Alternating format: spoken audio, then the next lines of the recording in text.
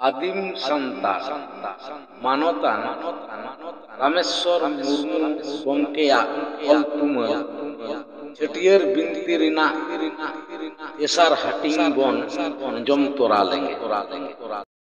सारीगे हाहाड़ा सिरजन नोआ बसमता दारे नाड़ी जीव जियली जिंती पिपिड़ी मानवा जीवी एमान सानामा कोगे शिशिर जेवी उनी ठाकुर से बाबा ईश्वरा मित हाहाड़ा सिरिज दाड़ेते नोआ कोदो सिरजन आकाना। नितो बन नेल ᱧᱟᱢᱮᱫ को सिंह चांदो ᱧᱤᱫᱟᱹ चांदो इपिल एंगेल एमान को मित ऑक्तो नुकु कोदो ओने चिली होगे एकाल बांको ताहें कान ताहें। नोंडे दो सुन आर ᱧᱩᱛ बेगर चेत हों बांग ताहें काना।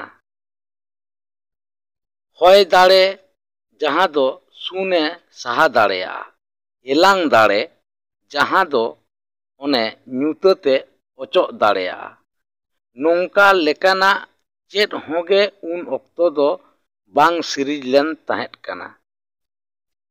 नासे नासेते उनरे शिशिर जेवी उनी ठाकुरा दड़ोते ओने चेतान रे ओलेन ओना दाड़े कोदो सिरिजेन रेदो सुन हो सहायना आर ᱧᱩᱛᱟᱹᱛ हो ओचो एना।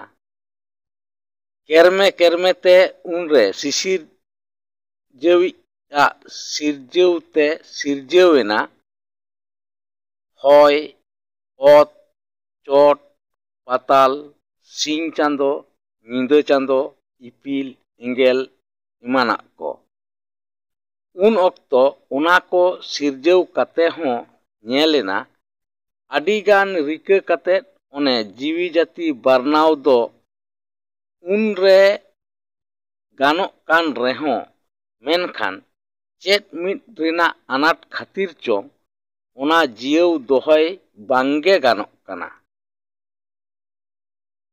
खान दो उइहर आचुर शिशिर जेवी उनी ठाकुर दो उनरे उइहर केदा ओना अनाट दो हुयुक काना तोआ दाड़े ᱧᱟᱢ बांग खातिर जहां दो ओने जीवी जाति बारनाव काते जियव दोहय लागित ते सोहाय ए एमा।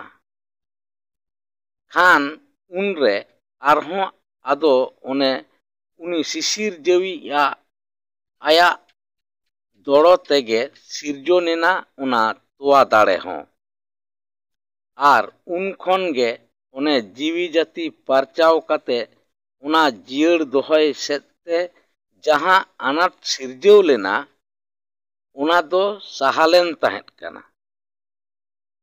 तायम दाराम ओना को रेना दड़ो तेगे जीवी जाति हों नोंडे सिरजोनेना। शिशिर जेवी उनी ठाकुर दो ओना को खनगे ओने सिरिज रिना हाहाड़ा मित नियाम लेकाते ओना को रेना पोपोंगड़ा आरहों ओमोनो से जनमो मा ओना रेना ए रिका केदा आर उनरे ओना जनम दो हुईलेन ताहें काना बाहा खोना।